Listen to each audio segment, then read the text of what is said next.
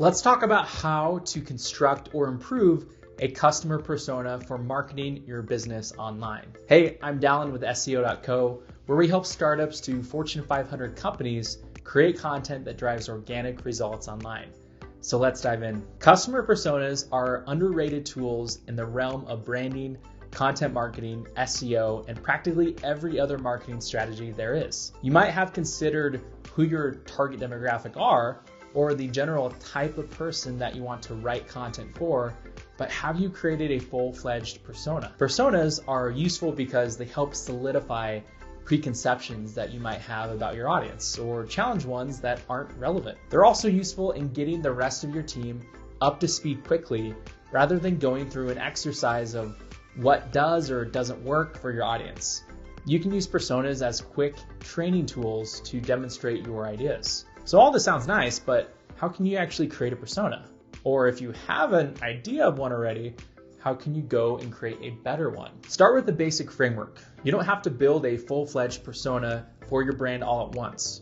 Instead of overwhelming yourself with all the little details, just start out with something basic. And then you can work on filling in the details later. Some of the big topics to cover are age range, gender, profession, education level, and geographic of your target demographic.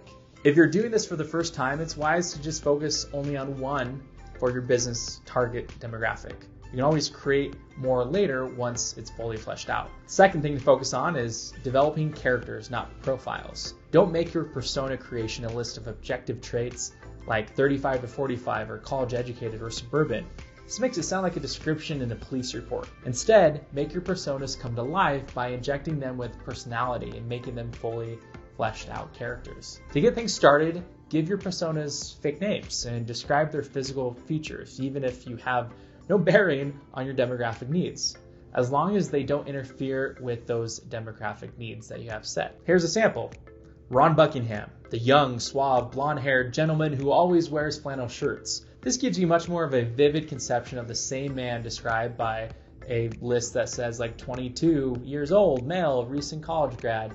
Leads to a more well-rounded persona and a little bit more inspiration. Third thing to look for is to actually interview real customers.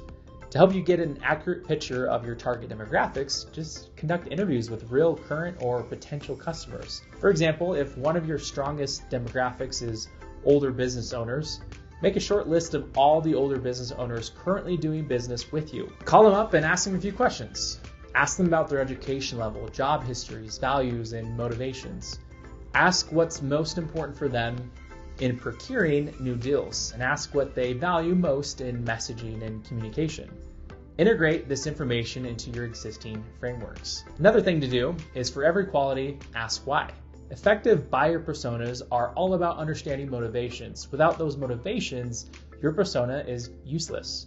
So for every quality described, ask the question why. Ron Buckingham thinks companies should be more down to earth. Lindsay Donovan likes the feeling of comfort more than the feeling of excitement. But why?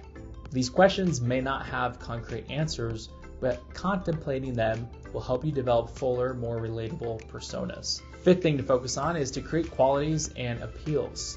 For each buyer persona you've created, make a list of qualities with a corresponding list of appeals. The qualities, as you might imagine, should reflect all the individual significant elements of that persona. The appeals should be tactics and messages or other strategies that can help you relate to those qualities. For example, a quality like craves social confirmation and acceptance could be met with an appeal like increase social media targeting or emphasize previous buyer reviews. Sixth item to focus on is to let other people in on the process. Unless you're a master at creating fictional characters, it's a good idea to let other people in on your business and get in on the process. Great buyer personas are almost never created in a vacuum because each person in your business will have unique experiences and perspectives to help flesh out the details of those characters. For example, your account managers might have more in-depth relationship with real people in line with your personas, and your marketing team might have more creative ideas for those persona appeals. Seventh item is to always make adjustments.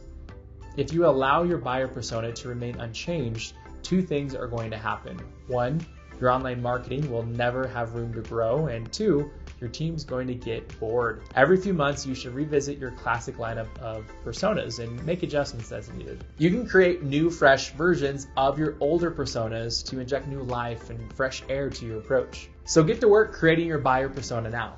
The sooner you have one, the sooner you'll be able to use that framework and its resulting insights in real practical purposes. And don't be afraid to make multiple versions of your personas either. The more often you work with personas, the more adept you'll become in using them to their full potential. Whether you run your own business or operate a marketing agency, we help build high quality backlinks directly through our white label SEO partners.